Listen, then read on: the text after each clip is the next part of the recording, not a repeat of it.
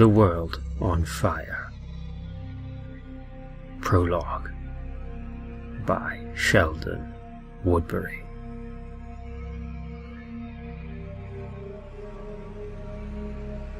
At midnight on a quiet summer night, the only movement in Little Falls was the black clouds drifting overhead. The only sound is summer wind slipping through the trees. All the houses were dark. It was that kind of small town, a tranquil place, where families went to bed early and waved hello to their neighbors the next day. The sound was distant at first.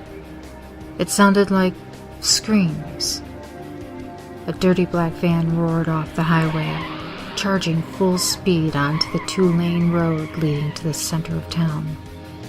The tires screeched and burned. The headlights glowed.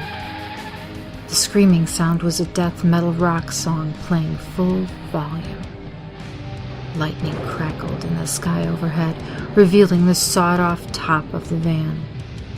A massive figure rose up from below, a beaten-up flamethrower hoisted on his shoulder. Tattooed black stars covered his face. He stared at the small town, sights rushing quickly into view.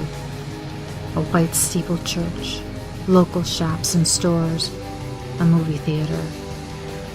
A red-hot blistering fireball hit the front doors of the white church, the hardware store, then the hanging marquee of the movie theater.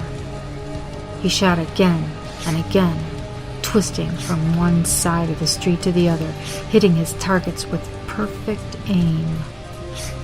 Fire blazed up and out. Billowing smoke swirled. The van charged even faster, howling onto a quiet tree-lined street filled with dark houses. More fireballs exploded, hitting slumbering house after slumbering house. The van screeched to a stop at the end of a one-way street. The doors popped open. 7 figures emerged, 6 men and a young woman. The men were different sizes, some huge, one skinny as a scarecrow, another with a horribly scarred face. The young woman had blazing red hair down to her waist, wasn't wearing much else, just a 36 double D peekaboo bra and a ripped short skirt, black basketball sneakers. Eat Me was tattooed around her neck in a gothic scrawl.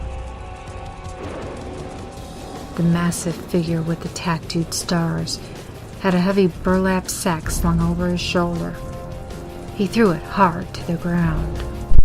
A body moaned inside.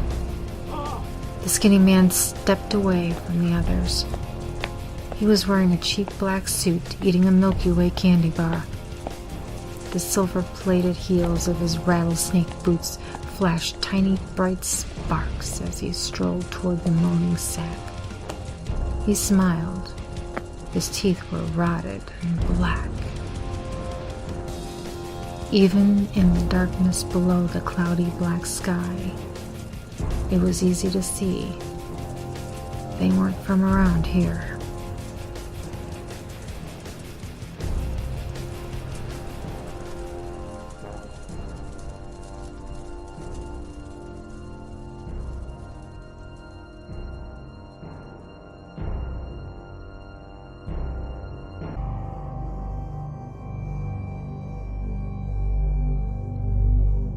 The World on Fire. Prologue from The World on Fire, written by Sheldon Woodbury. Audio recording directed by Mary Genevieve Fortier. Narrated by Mary Genevieve Fortier. Additional narration by David Schutz II. Audio recording edited by and sound designed by David Schutz II. Production music: It Is Lost, Grave Blow, and Echoes of Time version 2 by Kevin MacLeod, Incompetech.com. Pentagram by Jason Shaw, Audionautics.com. Additional sound effects by Audiosoundclips.com. The World on Fire by Sheldon Woodbury. Published by James Ward Kirk Publishing. Copyright 2014. The World on Fire. Prologue by Sheldon Woodbury. Audio recording produced by 48 Schutz Wooden Box Audio Works. Copyright 2014.